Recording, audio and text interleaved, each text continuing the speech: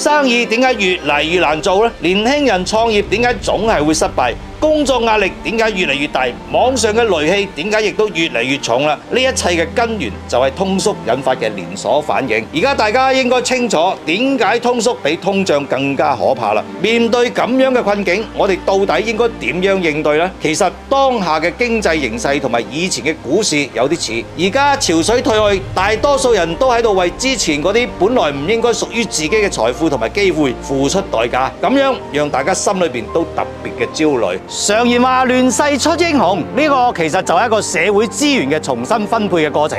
有人會因此崛起，亦都有人因此會落魄。喺呢個過程中，社會資源會更多咁樣向嗰啲真正有本事嘅人傾斜，而唔再係嗰啲靠社會紅利獲利嘅人。最後你要明白，喺中國想要獲得財富，你就必須要睇清國內嘅經濟趨勢，並且順應時代。如果你而家覺得啲錢越嚟越難賺，咁樣你就要反思下自己。